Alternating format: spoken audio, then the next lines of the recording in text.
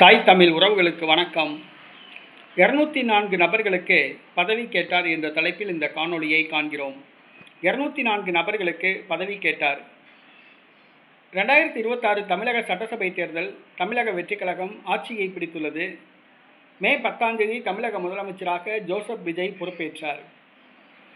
தமிழக வெற்றிக் கழகம் ஆட்சியில் காங்கிரஸ் பங்கு பெற்றுள்ளது. 2 அமைச்சர்கள் கேட்டு 2 அமைச்சர் பதவியை பெற்றது. அடுத்ததாக ஒரு ராஜ்யசபா எம்பி பதவி இடைத்தேர்தல் வந்தபோது அந்த பதவியையும் தனக்கு வேண்டும் என்று காங்கிரஸ் கேட்டது. தமிழக வெற்றிக் கழகம் விட்டுக் கொடுத்தது.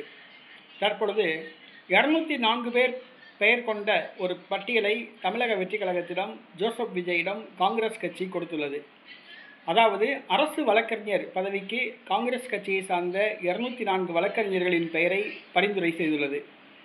மாவட்ட நீதிமன்றங்கள், உயர் நீதிமன்றம், உச்ச நீதிமன்றம் ஆகியவற்றில் தமிழக அரசு வழக்கறிஞர்களாக வாதாட காங்கிரஸ் கட்சியை சார்ந்த 204 பேரை அரசு வழக்கறிஞர்களாக நியமிக்க வேண்டும் என்று காங்கிரஸ் கட்சி பட்டியலை கொடுத்துள்ளது. இது ஜோசப் விஜய்க்கு அதிர்ச்சியை கொடுத்துள்ளது. ஏற்கனவே அமைச்சர் பதவி வழங்கப்பட்டுள்ளது. ஒரு ராஜ்யசபா எம்பி பதவி விட்டுக் கொடுக்கப்பட்டுள்ளது. இப்பொழுது 204 பேருக்கு அரசு வழக்கறிஞர் பதவி கேட்பது ஜோசப் விஜய்க்கு தர்ம சங்கடத்தை கொடுத்துள்ளது. காங்கிரஸை பற்றி ஜோசப் விஜய் இன்னும் சரியாக புரிந்து கொள்ளவில்லை. காங்கிரஸ் இருக்க இடம் கொடுத்தால் படுக்க இடம் கேட்கும். அந்த மாதிரி தான் நம்ப வைத்து கழுத்தறுக்கும், முதுகில் குத்திட்டு போகும், டாட்டா சொல்லிட்டு போகும். அதுதான் காங்கிரஸ்.